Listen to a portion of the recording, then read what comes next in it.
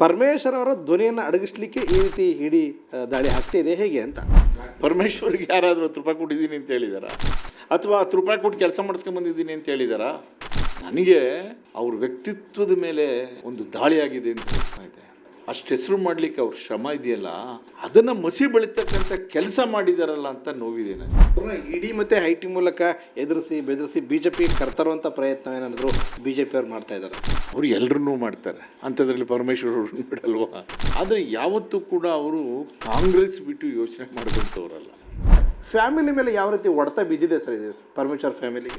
ದಾಳಿ ಒಂದು ಕಡೆ ಆದರೆ, ದಾಳಿ ನಂತರ ನಡೆದಂಥ ಘಟನೆ ಇದೆ ಅಂತಾರ ಭಾಳಷ್ಟು ವೈಭವೀಕರಿಸಿ ಅವರಿಗೆ ಒಂದು ಕೆಟ್ಟ ಹೆಸರು ತರ್ತಕ್ಕಂಥದ್ದು, ಅವ್ರ ಮುಖಕ್ಕೆ ಮಸಿ ಬೆಳೀತಕ್ಕಂಥದ್ದು, ಆ ಸಂಸ್ಥೆಗೆ ಮಸಿ ಬೆಳೆಸ್ತಕ್ಕಂಥದ್ದು ಇದೆಯಲ್ಲ, ಅದು ನೋವು ತರ್ತಕ್ಕಂಥ ವಿಚಾರ. ಈಗ ಇಡಿ ದಾಳಿ ಮಾಡಿದೆ, ಅಧಿಕಾರಿಗಳಿಗೆ ಏನು ಸಿಗ್ಬೋದು ಅಂತ ಪರಮೇಶ್ವರ್ ಅವರು? ಖಂಡಿತ ಬರಿಗೈಲೇ ಹೋಗಿರೋದು, ಬರಿಗೈಲಿ ಬಂದಿದ್ದಾರೆ, ಬರಿಗೈಲಿ ಹೋಗಿದ್ದಾರೆ. ಪರಮೇಶ್ವರ್ ಅವರು ದಲಿತ ಕಾರಣಕ್ಕಾಗಿ ಈ ಕೇಂದ್ರದ ನಾಯಕರು ಇರುತ್ತೆ ಅವರ ಟಾರ್ಗೆಟ್ ಮಾಡಿಕೊಂಡು ಅವ್ರ ಸ್ವಾಭಿಮಾನಕ್ಕೆ ಧಕ್ಕೆ ತರುವಂಥ ಕೆಲಸ ಮಾಡ್ತಾ ಇದ್ದಾರೆ ಹೇಗೆ? ಒಬ್ಬ ದುರ್ಬಲ ಜನಾಂಗದಿಂದ ಬಂದಂಥವ್ರು, ದಲಿತ ವರ್ಗದಿಂದ ಬಂದಂಥವ್ರು ಇಷ್ಟೊಂದು ಇದ್ದಾಗ ಅವ್ರ ಮೇಲೆ ಸಹಜವಾಗಿ ಈ BJP ಅವ್ರಿಗೆ ಕಣ್ಣು ಇದ್ದೇ ಇರುತ್ತೆ. ಸರ್, ಈ ಇಡೀ ದಾಳಿಗಳೆಲ್ಲ ಯಾಕೆ ಕಾಂಗ್ರೆಸ್ ನಾಯಕರಿಗೆ ಬೀಳ್ತವೆ, ದಾಳಿ ಆಗುತ್ತೆ ಅಂತ? ನೋಡಿ, BJP ಅವರು ಒಂದು ಅನ್ಕೊಂಡ್ಬಿಟ್ಟಿದ್ದಾರೆ, ಈ ಥರ ಎದುರಿಸ್ತಾ ಇದ್ದರೆ ಕಾಂಗ್ರೆಸ್ ಪಕ್ಷದಲ್ಲಿ ಯಾರು ಉಳ್ಕೊಳ್ಳಲ್ಲ, ನಾವೇ ಪರ್ಮನೆಂಟಾಗಿ ಆಡಳಿತ ನಡೆಸ್ಬೋದು ಅನ್ನೋ ಒಂದು ಭ್ರಮೆ ಅವ್ರಿಗೆ ಇದೆ. ಹೆಚ್ಚು ದಿನ ಇದೆಲ್ಲ ನಡೆಯಲ್ಲ. ಮೌನವಾಗಿಯೇ BJPಯ ಕೇಂದ್ರ ನಾಯಕರುಗಳಿಗೆ ಪರಮೇಶ್ವರ್ ಉತ್ತರ ಕೊಡ್ತಾರೆ ಅಂತ ಹೇಳ್ತಾರೆ. ಅವರು ಮೌನದ ಮೂಲಕನೇ ಹರಿತವಾಗಿ ಉತ್ತರ ಕೊಡ್ತಾರೆ. ದಲಿತರ ಭಾವನೆಗಳಿಗೂ ಕೂಡ ಧಕ್ಕೆ ತಂದಂಥ ವಿಚಾರ ಅಂತಿರ? ಖಂಡಿತ ದಲಿತರ ಭಾವನೆಗಳಿಗೂ ಕೂಡ ಧಕ್ಕೆ ತಂದಂಥದ್ದು ಇದು. ಎಷ್ಟು ಜನ ಕರ್ನಾಟಕದಲ್ಲಿ ಪರಮೇಶ್ವರ್ ಮಠದಲ್ಲಿದ್ದಾರೆ ಇವತ್ತು? ಅವ್ರಿಗೆ ಹಿಂಗಾದರೆ ಬೇರೆ ದಲಿತ ನಾಯಕರ ಕತೆ ಏನು ಸರ್? ಸಾಮಾನ್ಯವಾದ ದಲಿತ ನಾಯಕರು ಹೆಂಗೆ ಬೆಳೆಯೋಕ್ಕಾಗುತ್ತೆ? ತಾವು ಏನು ಎಚ್ಚರಿಕೆಯನ್ನು ಕೊಡ್ತೀರಿ ಕೇಂದ್ರದ ನಾಯಕರುಗಳಿಗೆ? ಈ ದಾಳಿ ಗೀಳಿಯಿಂದ ಪರಮೇಶ್ವರ್ ಅವರು ಎದುರಿಸ್ತೀನಿ, ಅವ್ರು ಹೆದರೋದು ಇಲ್ಲ. ನೀವು ಅವರು ನೋಡಲಿಕ್ಕೆ ಭಾಳ ಸೌಮ್ಯವಾಗಿ ಕಾಣ್ತಾರೆ ಅಷ್ಟೇ, ಆದರೆ ಅವರ ಮನಸ್ಥಿತಿ ಭಾಳ ಸ್ಟ್ರಾಂಗ್ ಇದೆ. ರಾಜ್ಯದ ಗೃಹ ಸಚಿವರಾಗಿರ್ತಕ್ಕಂತಹ G. ಪರಮೇಶ್ವರ್ ಅವರ ಒಡೆತನದ ಶಿಕ್ಷಣ ಸಂಸ್ಥೆಗಳ ಮೇಲೆ ನಿರಂತರವಾಗಿ ಇಡಿ ದಾಳಿ ಕೂಡ ಮಾಡ್ತಿದೆ. ಇದಕ್ಕೆ ಸಂಬಂಧಪಟ್ಟಂತೆ KPCC ವಕ್ತಾರರು ಹಾಗೂ ಪರಮೇಶ್ವರ್ ಅವರ ಆಪ್ತರು ಆಗಿರ್ತಕ್ಕಂತಹ H. ವೆಂಕಟೇಶ್ವರ ನಮ್ಮ ಜೊತೆ ಅವ್ರನ್ನ ಮಾತಾಡಿಸ್ತೀನಿ. ಸರ್, ಈಗ G. ಪರಮೇಶ್ವರ್ ಅವರ ಶಿಕ್ಷಣ ಸಂಸ್ಥೆಗಳ ಮೇಲೆ, ಅವರ ಖಾಸಗಿ ಒಡೆತನಗಳ ಮೇಲೆ ನಿರಂತರವಾಗಿ ಇಡಿ IT ಒಂದಿಷ್ಟು ದಾಳಿಗಳು ಕೂಡ ಆಗ್ತಾ ಇದೆ. ಪರಮೇಶ್ವರ್ ಅವರ ಧ್ವನಿಯನ್ನು ಅಡಗಿಸ್ಲಿಕ್ಕೆ ಈ ರೀತಿ ಇಡಿ ದಾಳಿ ಆಗ್ತಿದೆ ಹೇಗೆ ಅಂತ? ಪರಮೇಶ್ವರ್ ಅವರ ಧ್ವನಿನ ಯಾರೂ ಅಡಗಿಸೋಕ್ಕಾಗಲ್ಲ. ಅದು ನೆನ್ನೆ ಮೊನ್ನೆ ಧ್ವನಿ ಅಲ್ಲ. ಅದು ಪರಮೇಶ್ವರ್ ಅವರು ಒಬ್ಬ ರಾಜಕಾರಣಿ ಒಂದು ಕಡೆ ಇರಲಿ, ಪರಮೇಶ್ವರ್ ಅವರು ಒಬ್ಬ ಸಜ್ಜನವಾದ ವ್ಯಕ್ತಿತ್ವವನ್ನು ಹೊಂದಿರತಕ್ಕಂಥದ್ದು, ಉತ್ತಮವಾದಂಥ ಶಿಕ್ಷಣವನ್ನು ಹೊಂದಿರತಕ್ಕಂಥವ್ರು. ಅವ್ರ ತಂದೆಯವರು ಕೂಡ ಈ ಸಮಾಜಕ್ಕೆ ವಿಧಾನ ಪರಿಷತ್ ಸದಸ್ಯರಾಗಿ, ನಮ್ಮ ಮೈಸೂರಿನ ಸಂಸ್ಥಾನದ ಸದಸ್ಯರಾಗಿ, ಮತ್ತು ನೊಂದವರ ಧ್ವನಿಯಾಗಿ ಕೆಲಸ ಮಾಡಿದಂಥವ್ರು ಡಾಕ್ಟರ್ ಗಂಗಾಧರನವರು. ಅವರ ಸುಪುತ್ರರು, ಅವ್ರ ಹಿನ್ನೆಲೆಯೇ ಒಂದು ಸಜ್ಜನ ವ್ಯಕ್ತಿತ್ವವನ್ನು ಅವ್ರಿಗೆ ರೂಪಿಸಿದೆ. ನಾವು ಭಾಳಷ್ಟು ರಾಜಕಾರಣಿಗಳನ್ನು ನೋಡ್ಬೋದು. ಪರಮೇಶ್ವರ್ ಅವರು ಇವತ್ತು 16 ಇಲಾಖೆಗಳ ಸಚಿವರಾಗಿದ್ದಾರೆ. ರೇಷ್ಮೆ ಖಾತೆ ಸಚಿವರಾಗಿದ್ದರು, ಉನ್ನತ ಶಿಕ್ಷಣ ಸಚಿವರಾಗಿದ್ದರು, ವೈದ್ಯಕೀಯ ಶಿಕ್ಷಣ ಸಚಿವರಾಗಿದ್ದರು, ವಾರ್ತಾ ಸಚಿವರಾಗಿದ್ದರು, ಬೆಂಗಳೂರು ಅಭಿವೃದ್ಧಿ ಸಚಿವರಾಗಿದ್ದರು. ರಾಜ್ಯದಲ್ಲಿ 3ನೇ ಬಾರಿಗೆ ಇವತ್ತು ಗೃಹ ಮಂತ್ರಿಗಳಾಗಿ ಕನ್ನಡ ನಾಡಿನಲ್ಲಿ ಅವರು ಸೇವೆಯನ್ನು ಸಲ್ಲಿಸ್ತಾ ಇದ್ದಾರೆ. ಇಷ್ಟು ಸುದೀರ್ಘ ರಾಜಕೀಯ ಅನುಭವದಲ್ಲಿ ಅವ್ರ ಮೇಲೆ ಯಾವುದೇ ವಿಧವಾದಂಥ ಆಪಾದನೆಗಳನ್ನು ಜನ ಇದುವರೆಗೂ ಕೂಡ ಕೇಳಿರಲಿಲ್ಲ. ಮೊನ್ನೆ ದಾಳಿ ಇದು ರಾಜಕೀಯ ಪ್ರೇರಿತವಾದಂಥ ದಾಳಿ. ತಾವು ನೋಡ್ತಾ ಇದ್ದೀರಾ, ಇವತ್ತು ಪರಮೇಶ್ವರ್ ಒಬ್ಬರೇ ಅಲ್ಲ, ಭಾಳಷ್ಟು ಜನ ವಿರೋಧ ಪಕ್ಷದವ್ರನ್ನ, ಅವ್ರನ್ನ ವ್ಯಕ್ತಿತ್ವವನ್ನು ಮಸಿ ಬೆಳೀಲಿಕ್ಕೆ ಇವತ್ತು IT, BT, CBI ಭಾಳಷ್ಟು ಸಂಸ್ಥೆಗಳನ್ನು ಇವತ್ತು BJPಯವರು ದುರ್ಬಳಕೆ ಮಾಡಿಕೊಳ್ತಾ ಇದ್ದಾರೆ. ದಾಳಿನ ಭಾಳ ವೈಭವೀಕರಿಸಿದ್ದಾರೆ, ತುಂಬ ವೈಭವೀಕರಿಸಿದ್ದಾರೆ. ಅವರೇ ಹೇಳಿದ್ದಾರೆ, ಅವರು ಜಾತಿ ಲೇಪನ ಕೊಡ್ಲಿಕ್ಕೂ ಕೂಡ ಅವರು ಇಷ್ಟಪಟ್ಟಿಲ್ಲ. ಎಷ್ಟು ಸೂಕ್ಷ್ಮವಾಗಿ ಪ್ರತಿಕ್ರಿಯಿಸಿದ್ದಾರೆ ಅಂದರೆ ಅದರಲ್ಲೇ ಅವ್ರ ವ್ಯಕ್ತಿತ್ವವನ್ನು ನಾವು ತಿಳ್ಕೊಬೋದು. ಮೊದಲನೇದಾಗಿ. ಎರಡನೇದಾಗಿ, ಆ ದಾಳಿ ಪ್ರತಿ ವರ್ಷವೂ ಕೂಡ ಅವರು ಆಡಿಟನ್ನು ಮಾಡಿಸ್ತಾರೆ ಸಂಸ್ಥೆಗೆ. ಈ ವರ್ಷದ ಆಡಿಟ್ಟು ಮುಂದಿನ ವರ್ಷ ಅವರು ಮಾಡಿಸ್ತಾರೆ, ಆಯಿತಾ. ಹಾಗಾಗಿ ಯಾವ ಇದರಲ್ಲೂ ಕೂಡ ಲೋಪ ಇಲ್ಲದೆ ಇರತಕ್ಕಂಥ ಕರ್ನಾಟಕದಲ್ಲಿ ಒಂದು ಪ್ರತಿಷ್ಠಿತ ಶಿಕ್ಷಣ ಸಂಸ್ಥೆಯನ್ನು ನಡೆಸಿ ನೊಂದವರ ಧ್ವನಿಯಾಗಿ, ನೊಂದವರ ಒಂದು ಶಿಕ್ಷಣ ಸಂಸ್ಥೆಯಾಗಿ ಇವತ್ತು ಸಿದ್ಧಾರ್ಥ ಶಿಕ್ಷಣ ಸಂಸ್ಥೆ ಕರ್ನಾಟಕದಲ್ಲಿ ಒಂದು ಉತ್ತಮವಾದಂಥ ಸೇವೆಯನ್ನು ಸಲ್ಲಿಸ್ತಾ ಬಂದಿದೆ. ಇದು ಪರಮೇಶ್ವರರೊಬ್ಬರಿಗೆ ಅಲ್ಲ, ಈ ನಾಡಿನ ಜನತೆಗೆ ಭಾಳ ನೋವಾಗಿದೆ ಈ ದಾಳಿ. ಈ ದಾಳಿ ಯಾರು ಕೂಡ ನಿರೀಕ್ಷೆ ಮಾಡಿರಲಿಲ್ಲ. ದಾಳಿ ಆದಮೇಲೆ ವೈಭವೀಕರಿಸಿದಂಥ ರೀತಿ ಇದೆಯಲ್ಲ, ಅವ್ರ ವ್ಯಕ್ತಿತ್ವಕ್ಕೆ ಮಸಿ ಬಳಿತಕ್ಕಂಥ ರೀತಿಯಲ್ಲಿ. ದಾಳಿ ಒಂದು ಕಡೆ ಆದರೆ, ದಾಳಿ ನಂತರ ನಡೆದಂಥ ಘಟನೆ ಇದೆ ಅಂತಾರ ಭಾಳಷ್ಟು ವೈಭವೀಕರಿಸಿ ಅವರಿಗೆ ಒಂದು ಕೆಟ್ಟ ಹೆಸರು ತರ್ತಕ್ಕಂಥದ್ದು, ಅವ್ರ ಮುಖಕ್ಕೆ ಮಸಿ ಬಳಿತಕ್ಕಂಥದ್ದು, ಆ ಸಂಸ್ಥೆಗೆ ಮಸಿ ಬಳಸ್ತಕ್ಕಂಥದ್ದು ಇದೆಯಲ್ಲ, ಅದು ನೋವು ತರ್ತಕ್ಕಂಥ ವಿಚಾರ. ಸರ್, ಹಿಂದೆನೂ ಕೂಡ ಪರಮೇಶ್ವರ್ ಅವರ ಸಿದ್ಧಾರ್ಥ ಶಿಕ್ಷಣ ಸಂಸ್ಥೆನೂ ಕೂಡ ಇಡಿ ಎಲ್ಲ ರೈಡ್ ಆಗಿತ್ತು. ಆ ಟೈಮಲ್ಲಿ ರಾಜಕೀಯವಾಗಿ ಭಾಳ ಚರ್ಚೆ ಕೂಡ ಆಗೋದು. ಅಂದರೆ ನೀವು ಬಿ ಜೆ ಪಿಗೆ ಬನ್ನಿ, ಇಲ್ಲಾಂದ್ರೆ ನಿಮ್ಮ ಮೇಲೆ ನಿರಂತರವಾಗಿ ಇಡಿ ದಾಳಿ ಮಾಡ್ತೀವಿ ಅಂತೇಳಿ ಏನಾದರೂ ಡಿಮ್ಯಾಂಡ್ಸ್ಗಳನ್ನ ಇಡ್ತಾ ಇದ್ದಾರಾ ಅಂತ. ನೋಡಿ, ಪರಮೇಶ್ವರ್ ಅವರಿಗೆ ರಾಜಕೀಯದಲ್ಲಿ ಹಿನ್ನಡೆನೂ ಆಗಿದೆ, ರಾಜಕೀಯದಲ್ಲಿ ಸ್ಥಾನಮಾನನೂ ಕೂಡ ಅವ್ರಿಗೆ ಸಿಕ್ಕಿದೆ, ಎರಡೂ ಆಗಿದೆ. ಬಿ ಜೆ ಪಿಯವರಿಗೆ ಕರ್ನಾಟಕದಲ್ಲಿ ಪರಮೇಶ್ವರ್ ಅಂಥವರು ಬಂದರೆ ಅದಕ್ಕೆ ಶಕ್ತಿ ಬರ್ತದೆ ಅಂತೇಳಿ. ಪರಮೇಶ್ವರ್ ಅವರು ಬಿ ಜೆ ಪಿ ಅಲ್ಲ, ಅವರು ಎಲ್ಲೇ ಇದ್ದರೂ ಕೂಡ, ಯಾವುದೇ ಪಕ್ಷದಲ್ಲಿದ್ದರೂ ಕೂಡ ಆ ಪಕ್ಷಕ್ಕೆ ಒಂದು ಶಕ್ತಿಯನ್ನು ತಂದು ಕೊಡ್ತಕ್ಕಂಥವ್ರು, ಆ ಪಕ್ಷಕ್ಕೆ ಒಂದು ವ್ಯಕ್ತಿತ್ವವನ್ನು ತಂದು ಕೊಡ್ತಕ್ಕಂಥವ್ರು. ಕಾಂಗ್ರೆಸ್ನಲ್ಲೂ ಹಾಗಾಗಿ ಅವರು 2013ರಲ್ಲಿ ಅವರು KPCC ಅಧ್ಯಕ್ಷ ಆಗಿದ್ದಾಗ ಸಂಪೂರ್ಣವಾದಂಥ ಮೆಜಾರಿಟಿನಲ್ಲಿ ಕಾಂಗ್ರೆಸ್ ಬಂತು, ಸಿದ್ದರಾಮಯ್ಯನವರು ಮತ್ತು ಪರಮೇಶ್ವರ್ ಅವರ ನೇತೃತ್ವದಲ್ಲಿ ಸರ್ಕಾರ ಬಂತು. ಭಾಳಷ್ಟು ಶ್ರಮಪಟ್ಟರು ಸರ್ಕಾರವನ್ನು ತರಲಿಕ್ಕೆ. ಹಾಗಾಗಿ ಪರಮೇಶ್ವರ್ ಅವರು ಎಲ್ಲಿದ್ದರೂ ಕೂಡ ಒಂದು ಅಸೆಟ್ಟೇ ಅವರು. ಅದರಿಂದ ಬಿ ಜೆ ಪಿಯವರು ಇಂಥವ್ರಿಗೆ ಗಾಳ ಹಾಕಿದ್ರು ಅನ್ನೋದರಲ್ಲಿ ಯಾವುದೇ ವಿಧವಾದಂಥ ಅನುಮಾನ ಇಲ್ಲ. ಆದರೆ ಯಾವತ್ತೂ ಕೂಡ ಅವರು ಕಾಂಗ್ರೆಸ್ ಬಿಟ್ಟು ಯೋಚನೆ ಮಾಡಿದಂಥವರಲ್ಲ. ಏನಾದರೂ ಆಗಲಿ ಅವರು ನಿಷ್ಠಾವಂತ ಕಾಂಗ್ರೆಸ್ಸಿನ ನಾಯಕರಾಗಿ, ಶಾಸಕರಾಗಿ, ಸಚಿವರಾಗಿ, ಅಧ್ಯಕ್ಷರಾಗಿ, AICCನಲ್ಲಿ ವಿಶೇಷ ಆಹ್ವಾನಿತರಾಗಿ ಮತ್ತು CWDC ಮೆಂಬರ್ ಆಗಿ ಪಕ್ಷಕ್ಕೆ, ಆಮೇಲೆ ಬೇರೆ ಬೇರೆ ರಾಜ್ಯಗಳಲ್ಲೂ ಕೂಡ ಉಸ್ತುವಾರಿಯನ್ನು ವಹಿಸಿಕೊಂಡು ಚುನಾವಣೆ ಸಂದರ್ಭದಲ್ಲಿ ಪಕ್ಷವನ್ನು ಬಲಪಡಿಸ್ತಕ್ಕಂಥ ದೃಷ್ಟಿನಲ್ಲಿ ಅವರು ಕಾರ್ಯನಿರ್ವಹಿಸಿದ್ದಾರೆ. ಅವ್ರನ್ನ ಇಡಿ ಮತ್ತು IT ಮೂಲಕ ಎದುರಿಸಿ ಬೆದರಿಸಿ ಬಿ ಜೆ ಪಿಗೆ ಕರ್ತರುವಂಥ ಪ್ರಯತ್ನ ಏನಾದರೂ ಬಿ ಜೆ ಪಿಯವ್ರು ಮಾಡ್ತಾ ಇದ್ದಾರೆ? ಅವರು ಎಲ್ಲರನ್ನೂ ಮಾಡ್ತಾರೆ, ಅಂಥದ್ರಲ್ಲಿ ಪರಮೇಶ್ವರ್ ಅವ್ರನ್ನ ಬಿಡಲ್ವಾ? ಪರಮೇಶ್ವರ್ ಅವರ ಶಿಕ್ಷಣ ಸಂಸ್ಥೆ ಮೇಲೆ ದಾಳಿ ಆದ ತಕ್ಷಣ DK ಶಿವಕುಮಾರ್ ಹೋದರು, ಒಂದಿಷ್ಟು ಜನ ಮಿನಿಸ್ಟರ್ಗಳು ಹೋದರು, ದೇಶಾದ್ಯಂತ ಹೋರಾಟ ಮಾಡ್ತೀವಿ ಅಂತಿದ್ರು. ಇಲ್ಲಿವರೆಗೂ ಮಾಡಲೇ ಇಲ್ಲ. ನೀವು ಭಾಳ ತಪ್ಪು ತಿಳ್ಕೊಂಡಿದ್ದೀರಾ. ಅವ್ರನ್ನ ನೋಡಲಿಕ್ಕೆ ಸಾವಿರಾರು ಜನ ಅವ್ರ ಮನೆ ಮುಂದೆ ಬರ್ತಾ ಇದ್ದಾರೆ. ಲಕ್ಷಾಂತರ ಜನ ಅವ್ರ ಅಭಿಮಾನಿಗಳಿಗೆ ಆತಂಕ ಆಗಿದೆ.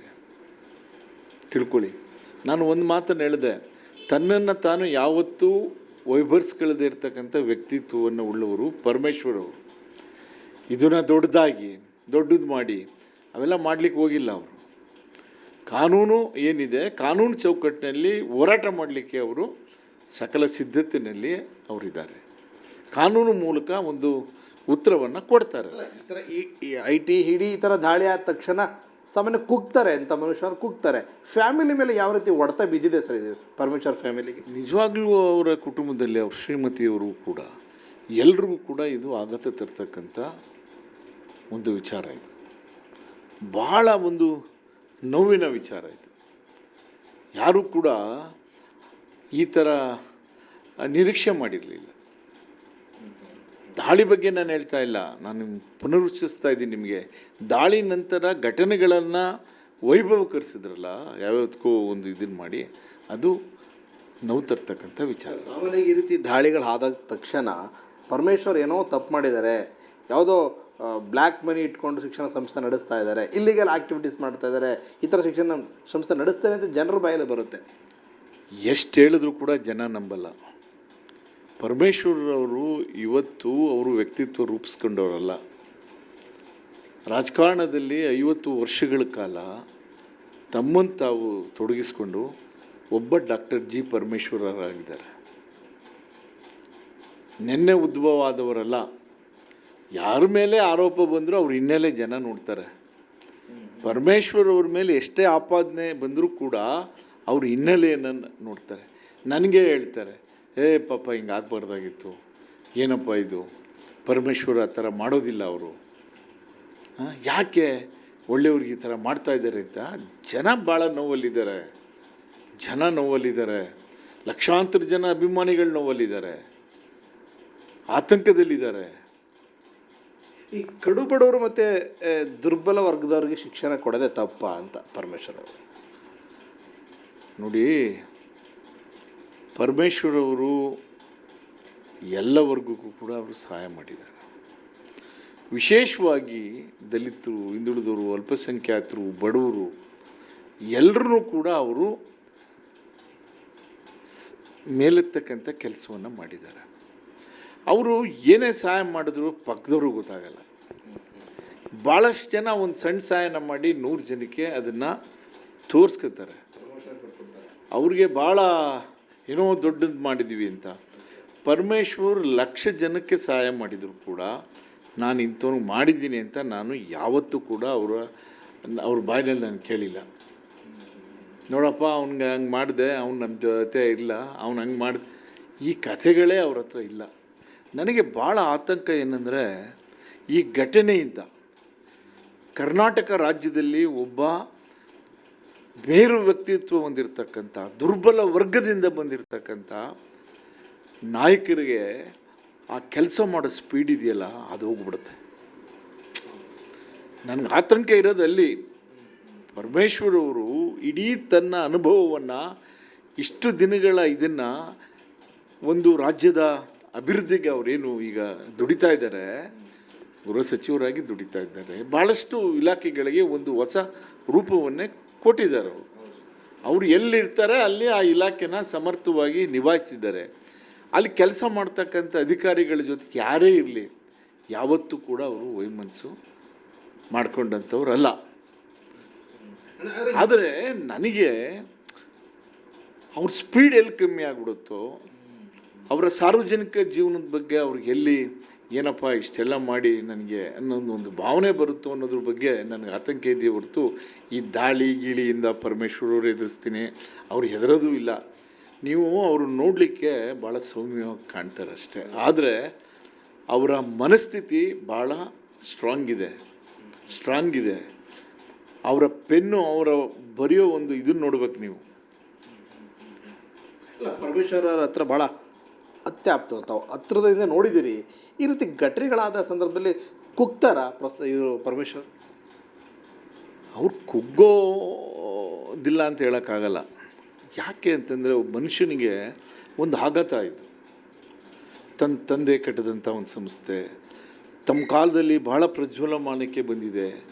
ಈ ಸಂದರ್ಭದಲ್ಲಿ ಇಂಥ ಘಟನೆ ನಡೆದಿದೆಯಲ್ಲ ಅಂಥೇಳಿ ಮನಸ್ಸಿನ ಮೇಲೆ ಎಂಥವನಿಗೂ ಕೂಡ ಪರಿಣಾಮ ಬೀರಲ್ಲ ಅಂತ ನಾನು ಹೇಳಕ್ಕೆ ಹೋಗಲ್ಲ.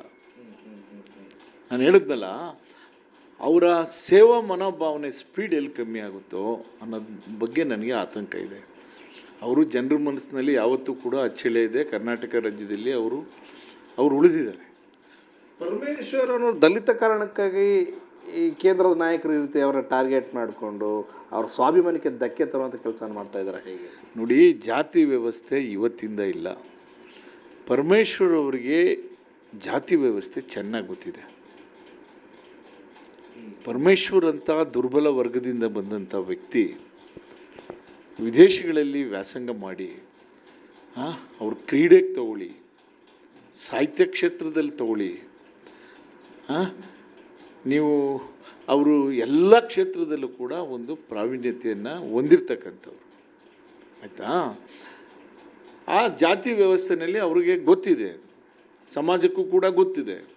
ಒಬ್ಬ ದುರ್ಬಲ ಒಂದು ಜನಾಂಗದಿಂದ ಬಂದಂಥವ್ರು, ದಲಿತ ವರ್ಗದಿಂದ ಬಂದಂಥವ್ರು ಇಷ್ಟೊಂದು ಇದ್ದಾಗ ಅವ್ರ ಮೇಲೆ ಸಹಜವಾಗಿ ಬಿ ಜೆ ಪಿಯವ್ರಿಗೆ ಕಣ್ಣು ಇದ್ದೇ ಇರುತ್ತೆ. ಈಗ ಬಿ ಜೆ ಪಿ ಅಂತ ಹೇಳ್ತೀರಿ, ಯಾರು ಲೀಡರ್ ಯಾರು, ಪರಮೇಶ್ವರ್ನ ಟಾರ್ಗೆಟ್ ಮಾಡೋಂಥ ಲೀಡರ್ ಯಾರು ಅಂತ ಬಿ ಜೆ ಪಿಲಿ? ನೋಡಿ, ಇದು ಒಬ್ಬ ಮನುಷ್ಯ ಎಷ್ಟು ಮೇಲೆ ಬೆಳೀತಾ ಇರ್ತಾನೆ ಅಷ್ಟು ವಿರೋಧಿಗಳು ಜಾಸ್ತಿ ಆಗ್ತಾ ಹೋಗ್ತಾರೆ, ತಿಳ್ಕೊಳ್ಳಿ. ಏನೂ ಇಲ್ಲದೆ ಇರೋರಿಗೆ ವಿರೋಧಿಗಳು ಕಮ್ಮಿ. ಅವರು ಎಲ್ಲ ಸವಾಲುಗಳನ್ನು ಎದುರಿಸಿ ಬಂದಂಥವ್ರು ಪರಮೇಶ್ವರ್, ಸುಮ್ಮನೆ ಬಂದಿಲ್ಲ ಅವರು. ಅವ್ರಿಗೇನೇ ವಿದ್ವತ್ತಿದ್ರೂ ಕೂಡ ಇವತ್ತು ಕೂಡ ಅವ್ರನ್ನ ದಲಿತರು ಅಂತ ಹೇಳೋದನ್ನ ನಾವೇನು ತಪ್ಸೋಕ್ಕಾಗತ್ತಾ? ಯಾವ ಮೆರಿಟನ್ನು ಮೀರಿದಂಥವ್ರು ಅವರು ಪರಮೇಶ್ವರ್ ಅವರು. ಎಜುಕೇಷನ್ಗೆ ಬರ್ತೀರಾ, ನಾಗರಿಕತೆಯಲ್ಲಿ ಬರ್ತೀರಾ, ಯಾವುದ್ರಲ್ಲಾದರೂ ಬನ್ನಿ, ನೀವು ಕ್ರೀಡೆಯಲ್ಲಿ ಬರ್ತೀರಾ, ಕ್ರೀಡೆಯಲ್ಲೇನು ಅವ್ರೇನು ಮೀಸಲಾತಿಯಿಂದ ಬಂದಿದ್ದಾರಾ? ಎಜುಕೇಷನ್ನಲ್ಲಿ ಅವರು ಡಾಕ್ಟ್ರೇಟು ಫಾರಿನ್ನಲ್ಲಿ ಸುಮ್ಮನೆ ಕೊಟ್ಬಿಡ್ತಾರಾ? ಸರ್, ಈ ಇಡೀ ದಾಳಿಗಳೆಲ್ಲ ಯಾಕೆ ಕಾಂಗ್ರೆಸ್ ನಾಯಕರಿಗೆ ಬೀಳ್ತವೆ, ದಾಳಿ ಆಗುತ್ತೆ ಅಂತ ಬಿ ಜೆ ಪಿ ಸೆಂಟ್ರಲ್ಲಿದ್ದಂಥ ಸಂದರ್ಭದಲ್ಲಿ? ನೋಡಿ, ಬಿ ಜೆ ಪಿಯವರು ಒಂದು ಅನ್ಕೊಂಬಿಟ್ಟಿದ್ದಾರೆ, ಈ ಥರ ಎದುರಿಸ್ತಾ ಇದ್ದರೆ ಕಾಂಗ್ರೆಸ್ ಪಕ್ಷದಲ್ಲಿ ಯಾರು ಉಳ್ಕೊಳ್ಳಲ್ಲ, ನಾವೇ ಪರ್ಮನೆಂಟಾಗಿ ಆಡಳಿತ ನಡೆಸ್ಬೋದು ಅನ್ನೋ ಒಂದು ಭ್ರಮೆ ಅವ್ರಿಗೆ ಇದೆ. ಅದೆಲ್ಲ ನಡೆಯಲ್ಲ, ಹೆಚ್ಚು ದಿನ ಇದೆಲ್ಲ ನಡೆಯಲ್ಲ. ಯಾರೂ ಶಾಶ್ವತ ಅಲ್ಲ ಇಲ್ಲಿ. ಯಾಕಂದರೆ ಹಿಂದೆ ಡಿ ಕೆ ಶಿವಕುಮಾರ್ ಮೇಲೂ ಕೂಡ ಆಯಿತು, ಈಗ ಪರಮೇಶ್ವರ್ ಕೂಡ ಆಯಿತು, ಮುಂದೆ ಯಾರು? ನೋಡಿ, ನಾನು ಒಂದು ವಿಚಾರ ಹೇಳ್ತೀನಿ ತಮಗೆ. ಬಹುಶಃ ಅವರು ದಾಳಿ ಆದ ಕೆಲವೇ ನಿಮಿಷಗಳಲ್ಲಿ ಕೇಂದ್ರ ನಾಯಕರು ಪರಮೇಶ್ವರ್ ಪರ ನಿಲ್ತಾರೆ. ಈ ರಾಜ್ಯದ ಸ್ವತಃ ಮುಖ್ಯಮಂತ್ರಿಗಳು ಇದರಿಂದ ಇರ್ತಕ್ಕಂಥ ಕೈವಾಡನ ಅವ್ರು ಹೇಳಿದ್ದಾರೆ, ಸ್ಪಷ್ಟವಾಗಿ ಹೇಳಿದ್ದಾರೆ, ಈ ನಾಡಿನ ಒಬ್ಬ ಮುಖ್ಯಮಂತ್ರಿ, ಆಯಿತಾ. ಸೊ ಇದೆಲ್ಲ ಈಚೆಗೆ ಬರುತ್ತೆ, ಯಾರು ಏನು, ಯಾರ್ಯಾರು ಇದರಲ್ಲಿ ಕೈವಾಡ ಇದೆ, ಇದೆಲ್ಲ ಜನಕ್ಕೆ ಗೊತ್ತಾಗುತ್ತೆ. 2 ಸಲ ಆಗಿದೆ ಸರ್ ಈ ಪರಮೇಶ್ವರ್ ಅವರ ಹೊಡೆತನದ ದಾಳಿ, ಅಂತ್ಯ ಯಾವಾಗ ಅಂತ? ಸರ್, ಇವಾಗ ಅವರು ಕಾನೂನನ್ನು ಹೋರಾಟಕ್ಕೆ ಸಿದ್ಧ ಇದ್ದಾರೆ. ರೈಡ್ ಆಗಿದೆ, ರೈಡ್ ಆದಮೇಲೆ ಅವ್ರು ಏನು ಅಬ್ಸರ್ವೇಷನ್ ಮಾಡಿರ್ತಾರೆ ಇಡಿನವರು, ದಟ್ ಇಸ್ ದಿ ಇಂಪಾರ್ಟೆಂಟ್. ಅದಕ್ಕೆ ಇವರು ಸೂಕ್ತವಾದಂಥ ಉತ್ತರ ಕೊಡ್ತಾರೆ. ಯಾಕೆ ಅಂತಂದರೆ ಇವರು ಎಲ್ಲವೂ ಕೂಡ ಪಾರದರ್ಶಕವಾಗಿ ಮೇಂಟೈನ್ ಮಾಡ್ತಾರೆ, ಕೆಲಸ ಮಾಡ್ತಾರೆ. ಭಾಳ ಶಿಸ್ತಿನ ಸಿಪಾಯಿ ಅವರು. ಇಲ್ಲಾಂದರೆ ಆ ಸಂಸ್ಥೆ ಇಷ್ಟು ವರ್ಷಗಳ ಕಾಲ ಇಷ್ಟು ಎತ್ತರಕ್ಕೆ ಬೆಳೀಲಿಕ್ಕೆ ಸಾಧ್ಯ ಇಲ್ಲ. ಒಂದು ಸಂಸ್ಥೆ ಹುಟ್ಟಾಕೋದು, ಬೆಳೆಯೋದು ಅಷ್ಟು ಸುಲಭ ಅಂತ ಅಂದ್ಕೋಬೇಡಿ ನೀವು, ಭಾಳ ಕಷ್ಟ ಇದೆ. ತುಮಕೂರು ಬೆಳವಣಿಗೆ ಇಲ್ಲದೇ ಇರತಕ್ಕಂಥ ಕಾಲದಲ್ಲಿ ಮೆಡಿಕಲ್ ಕಾಲೇಜ್, ಇಂಜಿನಿಯರಿಂಗ್ ಕಾಲೇಜ್ ತೊಗೊಂಬಂದು ಅವರು ಅಲ್ಲಿ ಒಳ್ಳೆ ಒಂದು ಬುನಾದಿಯನ್ನು ಹಾಕ್ತಂಥವ್ರು. ಲಕ್ಷಾಂತರ ಜನ ದುರ್ಬಲ ವರ್ಗದವರು ಅಲ್ಲಿ ಓದಿ ಇಡೀ ಕರ್ನಾಟಕದಾದ್ಯಂತ ಅವ್ರ ಶಿಕ್ಷಣ ಸಂಸ್ಥೆಗಳಿದೆ, ಒಂದು ಬದುಕನ್ನು ಕಟ್ಕೊಂಡಿದ್ದಾರೆ. ನಾನು ಭಾಳ ಸಂದರ್ಭಗಳಲ್ಲಿ ಮಾತು ಹೇಳ್ತೀನಿ, ದೇವಾಲಯಕ್ಕಿಂತ ಯಾವುದಪ್ಪ ಶ್ರೇಷ್ಠ ಅಂತಂದರೆ ನಾವು ಎಲ್ಲಿ ಬದುಕು ಕಟ್ಕೊಳ್ತೀವಿ. ಒಂದು ಶಿಕ್ಷಣ ಸಂಸ್ಥೆ ಆಗ್ಬೋದು, ಒಂದು ವಿದ್ಯಾರ್ಥಿ ನಿಲಯ ಆಗ್ಬೋದು, ಅದು ದೇವಾಲಯಕ್ಕಿಂತ ಶ್ರೇಷ್ಠ. ಡಾಕ್ಟರ್ ಗಂಗಾಧರೇನವರು ಕುಟುಂಬ ಆ ಕೆಲಸವನ್ನು ಮಾಡಿದೆ, ಆ ಬದುಕು ಕಟ್ಕೊಳ್ತಕ್ಕಂಥ ಕೆಲಸ ಮಾಡಿದೆ. ಲಕ್ಷಾಂತರ ಜನಕ್ಕೆ ಈಗ ನಾವು ನಮ್ಮನ್ನೇ ತಗೊಳ್ಳಿ, ಬದುಕು ಕಟ್ಕೊಳ್ಳೋದು ಅಷ್ಟು ಸುಲಭ ಅಲ್ಲ. ನಾವು ಯಾವ ಶಿಕ್ಷಣ ಸಂಸ್ಥೆಯಲ್ಲಿ ಓದ್ತೀವಿ, ಯಾವ ವಿದ್ಯಾರ್ಥಿ ನಿಲಯದಲ್ಲಿ ಓದ್ತೀವಿ, ಅದನ್ನು ಬೆಳಗ್ಗೆ ಎದ್ದು ನಾವು ಕೈ ಮುಗಿದು ಜ್ಞಾಪಿಸ್ಕೋಬೇಕು. ಅದರಿಂದ ನಮ್ಮ ವ್ಯಕ್ತಿತ್ವವನ್ನು ನಾವು ನಿರೂಪಿಸ್ಕೊಂಡಿದ್ದೀವಿ ಇವತ್ತು. ಈಗ ಇಡೀ ದಾಳಿ ಮಾಡಿದೆ, ಅಧಿಕಾರಿಗಳಿಗೆ ಏನು ಸಿಗ್ಬೋದು ಅಂತ ಪರಮೇಶ್ವರ್ ಅವರಲ್ಲಿ? ಏನೂ ಸಿಗಲ್ಲ, ಏನು ಸಿಗ್ಲಿಕ್ಕೆ ಸಾಧ್ಯ ಇದೆ? ನಾನು ಅದಕ್ಕೇ ಮೊದಲೇ ಹೇಳಿದೆ, ಯಾವುದೇ ಒಂದು ಶಿಕ್ಷಣ ಸಂಸ್ಥೆ ತಗೊಳ್ಳಿ, ಯಾವುದೇ ಒಂದು ಶಿಕ್ಷಣ ಸಂಸ್ಥೆಗಳಲ್ಲೂ ಕೂಡ ಆರ್ಥಿಕ ವಹಿವಾಟಿನಲ್ಲಿ ಅವರು ಪ್ರತಿ ವರ್ಷವೂ ಕೂಡ ಆಡಿಟ್ ಮಾಡಿಸ್ತಾರೆ. ಈ ವರ್ಷದ್ದು ಕೂಡ ಆಡಿಟು ಮಾಡಿಸ್ತಾರೆ ಅವರು. ಈ ವರ್ಷದ್ದು ನೆಕ್ಸ್ಟ್ ಇಯರ್ ಮಾಡಿಸ್ತಾರೆ ಅವರು. ಮಾರ್ಚಲ್ಲಿ ಅವರು ಮಾಡಿಸ್ಬೇಕು. 10 ರೂಪಾಯಿ ತೊಗೊಂಡಿದ್ರು ಕೂಡ 10 ರೂಪಾಯಿ ಯಾಕೆ ತಗೊಂಡಿದ್ದೀವಿ ಅಂತ ಹೇಳ್ಬೇಕು. ಅದು ಸಂಪೂರ್ಣ ಸಹಕಾರ ಕೊಡ್ತೀನಿ ಅಂತ ಹೇಳಿದ್ದಾರೆ. ನೋಡಿ ಅವ್ರು ಎಷ್ಟು ಚೆನ್ನಾಗಿ ಹೇಳಿದ್ದಾರೆ. ಈ ನೆಲದ ಕಾನೂನಿಗೆ ನಾನು ಗೌರವ ಕೊಡ್ತೀನಿ. ಇಡಿನವರು ಅವ್ರು ಕೆಲಸ ಮಾಡಿದ್ದಾರೆ. ಇಡಿ ಮೇಲೆ ಏನು ಆರೋಪ ಮಾಡಿದ್ರ ಅವರು? ಕೂಗಾಡಿದ್ರ ಇಡಿನವ್ರಿಗೆ? ಭಾಳ ಸಭ್ಯತೆಯಿಂದನೇ ಭಾಳ ವಿನಯದಿಂದ ಅವ್ರಿಗೆ ಮೌನವಾಗಿಯೇ BJPಯ ಕೇಂದ್ರ ನಾಯಕರುಗಳಿಗೆ ಪರಮೇಶ್ವರ್ ಉತ್ತರ ಕೊಡ್ತಾರೆ ಅಂತ ಹೇಳ್ತೀವಿ. ಅವರು ಮೌನದ ಮೂಲಕನೇ ಹರಿತವಾಗಿ ಉತ್ತರ ಕೊಡ್ತಾರೆ. ಮೌನ ಇದೆಯಲ್ಲ ಕೆಲವು ವೇಳೆ ಭಾಳ ದೊಡ್ಡ ವೆಪನ್. ಅದು ತಿಳ್ಕೊಂಬಿಟ್ಟಿದ್ದೀನಿ, ನಿಮ್ಗೆ ಹೇಳ್ತೀನಿ. ಪರಮೇಶ್ವರ್ ಅವರು ಮೌನವಾಗಿರ್ಬೋದು, ಕಾನೂನು ಮೂಲಕ ಉತ್ತರ ಕೊಡ್ತಾರೆ. ಕಾನೂನು ಮೂಲಕ ಉತ್ತರ ಕೊಡ್ತಾರೆ. ಕಾನೂನು ಅವ್ರ ಪರ ಇದೆ, ಅವ್ರ ಪರ ಇದೆ. ಇದು ದಲಿತರ ಭಾವನೆಗಳಿಗೂ ಕೂಡ ಧಕ್ಕೆ ತಂದಂಥ ವಿಚಾರ ಅಂತೀರ? ಖಂಡಿತ ದಲಿತರ ಭಾವನೆಗಳಿಗೂ ಕೂಡ ಧಕ್ಕೆ ತಂದಂಥದ್ದು ಇದು. ಎಷ್ಟು ಜನ ಕರ್ನಾಟಕದಲ್ಲಿ ಪರಮೇಶ್ವರ ಮಠದಲ್ಲಿದ್ದಾರೆ ಇವತ್ತು ಹೇಳಿ? ಅವ್ರಿಗೆ ಹಿಂಗಾದರೆ ಬೇರೆ ದಲಿತ ನಾಯಕರ ಕತೆ ಏನು ಸರ್? ಸಾಮಾನ್ಯವಾದ ದಲಿತ ನಾಯಕರು ಹೆಂಗೆ ಬೆಳೆಯೋಕ್ಕಾಗುತ್ತೆ? ಹಿಂದುಳಿದವರು ಹೆಂಗೆ ಬೆಳೆಯೋಕ್ಕಾಗುತ್ತೆ? ಸಣ್ಣ ಪುಟ್ಟ ಜಾತಿಯವರು ಇಲ್ಲವೇ ಇಲ್ಲ. ಇವತ್ತು ಶಿಕ್ಷಣ ಸಂಸ್ಥೆ ನಡೆಸ್ತಕ್ಕಂಥದ್ದು ಅಷ್ಟು ಸುಲಭವಾದಂಥ ಕೆಲಸ ಅಲ್ಲ. ಸರ್ಕಾರದ ನೀತಿ ನಿಯಮಗಳು, ಕೇಂದ್ರ ಸರ್ಕಾರದ ನೀತಿ ನಿಯಮಗಳು ಭಾಳ ಕಷ್ಟ ಇದೆ. ಸುಮ್ಮನೆ ಶಿಕ್ಷಣ ಸಂಸ್ಥೆ ನಡೆಸಿದ ತಕ್ಷಣ ದುಡ್ಡು ಬರ್ತದೆ ಅನ್ನೋದೆಲ್ಲ ಮರ್ತು ಬಿಡಿ. ಭಾಳ ಕಷ್ಟ ಇದೆ ಇವತ್ತು. ಜನ ಆ ಭ್ರಮೇಲಿದ್ದಾರೆ ಅಷ್ಟೇ. ಜನ ಏನಾಗ್ಬಿಟ್ಟಿದೆ, ಶಿಕ್ಷಣ ಸಂಸ್ಥೆ ನಡೆಸಿದ ತಕ್ಷಣವೇ ಶಿಕ್ಷಣ ಸಂಸ್ಥೆ ಒಂದು ಕೇಳಿ ನೋಡಿ, ಮೈಸೂರಲ್ಲೇ ಶಿಕ್ಷಣ ಸಂಸ್ಥೆ ನಡೆಸೋರು ಎಷ್ಟು ಕಷ್ಟದಲ್ಲಿದ್ದಾರೆ. ನಾವು ಹೇಳಿದ್ವಿ ಇದು ರಾಜಕೀಯ ಪ್ರೇರಿತ, ರಾಜಕೀಯ ಉದ್ದೇಶದಿಂದಲೇ ಇಡೀ ದಾಳಿ ಮಾಡಿರೋದು ಅಂತೇಳಿ. ತಾವು ಏನು ಎಚ್ಚರಿಕೆಯನ್ನು ಕೊಡ್ತೀರಿ ಕೇಂದ್ರದ ನಾಯಕರುಗಳಿಗೆ ಅಂತ, ಪರಮೇಶ್ವರ್ ಅವರ ಅತ್ಯಾಪ್ತರಾಗಿ? ನೋಡಿ,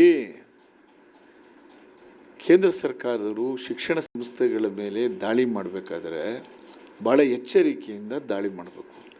ಬರೀ ಶಿಕ್ಷಣ ಸಂಸ್ಥೆಗಳ ಮೇಲಿನ ದಾಳಿ ಅಲ್ಲ, ಅಲ್ಲಿ ಓದ್ತಾ ಇರ್ತಾರಲ್ಲ ವಿದ್ಯಾರ್ಥಿಗಳು, ಅಲ್ಲಿ ಓದಿ ಪದವಿ ತಗೊಂಡಿರ್ತಾರಲ್ಲ ವಿದ್ಯಾರ್ಥಿಗಳು, ಅವ್ರ ಮನಸ್ಸಿನ ಮೇಲೆ ಯಾವ ಪರಿಣಾಮ ಬೀರ್ಬೋದು? ಯಾವ ಪರಿಣಾಮ ಬೀರ್ಬೋದು? ನಾವು ಓದ್ತಕ್ಕಂಥ ವಿದ್ಯಾಸಂಸ್ಥೆ ಭಾಳ ಎಚ್ಚರಿಕೆಯಿಂದ ಅವರು ಮಾಡಬೇಕು. ಇಡಿನವ್ರು ಅನುಮಾನ ಬಂದಿದ್ದರೆ ಅವರೊಂದು ಪತ್ರದ ಮೂಲಕ ವ್ಯವಹಾರ ಮಾಡ್ಬೋದಿತ್ತು. ದೊಡ್ಡದಾಗಿ ಅದನ್ನು ಪಬ್ಲಿಸಿಟಿ ಕೊಟ್ಕೊಂಡು ವೈಭವೀಕರಿಸ್ಕೊಂಡು ಏನೇ ಲ್ಯಾಪ್ಸಸ್ ಅದನ್ನು ಬೇರೆ ರೀತಿಯಲ್ಲಿ ಮಾಡ್ಬೋದಿತ್ತು. ಶಿಕ್ಷಣ ಸಂಸ್ಥೆನ ನೀವು ಬೇರೆ ಯಾವುದೋ ಒಬ್ಬ ಕೈಗಾರಿಕೋದ್ಯಮಿನೋ ಯಾರೋ ಒಬ್ಬ ಕ್ರಿಮಿನಲ್ಗಳೋ, ಶಿಕ್ಷಣ ಸಂಸ್ಥೆಗಳ ಮೇಲಿನ ದಾಳಿ ಕೇವಲ ಆಡಳಿತ ಮಂಡಳಿಯ ಮೇಲಿನ ದಾಳಿ ಅಲ್ಲ. ಅಲ್ಲಿ ಓದಂಥ ವಿದ್ಯಾರ್ಥಿಗಳು, ಅಲ್ಲಿ ಓದಿ ಬದುಕನ್ನು ಕಟ್ಕೊಂಡಿರ್ತಕ್ಕಂಥವ್ರು, ಆ ವಿದ್ಯಾಸಂಸ್ಥೆ ಮೇಲೆ ಭಾವನಾತ್ಮಕವಾದಂಥ ಸಂಬಂಧ ಹೊಂದಿರೋರು, ನಾಡಿನಲ್ಲಿ ಆ ಒಂದು ಹೆಸರು ತಗೊಳ್ಳೋಕ್ಕೆ ಎಷ್ಟು ವರ್ಷಗಳು ಬೇಕಾಗಿರ್ತದೆ? ಒಂದು ನಿಮಿಷದಲ್ಲಿ ಸ್ಪಾಯ್ಲ್ ಮಾಡಿಬಿಡೋದಾ? ಇವತ್ತು ಇದು ಸರಿಯಾದಂಥ ಕ್ರಮ ಅಲ್ಲ. ಇದು if you found any irregularities there is an another way. ಹೋಗಿ ಏನೋ ದೊಡ್ಡ ಇದಾಗ್ಬಿಟ್ಟಿದೆ ಅನ್ನೋ ಥರ ಎಲ್ಲ ಒಂದು ಪಬ್ಲಿಸಿಟಿನ ಒಂದು ಕೆಟ್ಟದಾಗಿ ಸೃಷ್ಟಿ ಮಾಡಿ ಇದು ಇದು ಇದು ಒಳ್ಳೆಯದಲ್ಲ. ಇದು ಒಳ್ಳೆ ಬೆಳವಣಿಗೆ ಅಲ್ಲ. ಇದು ಶಿಕ್ಷಣ ಸಂಸ್ಥೆಗಳ ಮೇಲೆ ದಾಳಿ ಮಾಡಬೇಕಾದ್ರೆ ಭಾಳ ಎಚ್ಚರಿಕೆಯಿಂದ ಅದರ ಆಗು ಹೋಗುಗಳನ್ನು, ವಿದ್ಯಾರ್ಥಿಗಳ ಭವಿಷ್ಯ, ಅಲ್ಲಿ ಪದವಿ ಪಡೆದಿರ್ತಕ್ಕಂಥವ್ರ ಒಂದು ಇದು ಎಲ್ಲ ಬರುತ್ತೆ. ಆಡ್ತಾರೆ. ನಾನು ಹೇಳಿದ್ನಲ್ಲ, ಇದು ಒಂದು ಆಡಳಿತ ಮಂಡಳಿ ಮೇಲಿನ ದಾಳಿ ಅಲ್ಲ. ಇದು ಇವರು ಶಿಕ್ಷಣ ಕ್ಷೇತ್ರಕ್ಕೆ ಒಂದು ದೊಡ್ಡ ಅಪವಾದ ಮಾಡಿದ್ದಾರೆ. ಪತ್ರಗಳಿದೆ, ಕೇಳ್ಬೋದು. ಅದೇನು ತಪ್ಪಿಸ್ಕೊಳಕ್ಕಾಗುತ್ತಾ?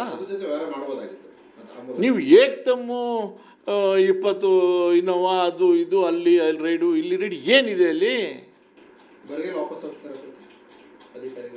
ಏನು ಸರ್? ಖಂಡಿತ ಬರಿಗೈಲೇ ಹೋಗಿರೋದು. ಬರಿಗೈಲಿ ಬಂದಿದ್ದಾರೆ, ಬರಿಗೈಲಿ ಹೋಗಿದ್ದಾರೆ. ಆಯಿತಾ? ಸೊ ಸೂಕ್ತ ಉತ್ತರವನ್ನು ಆಡಳಿತ ಮಂಡಳಿ ಕೊಡುತ್ತೆ.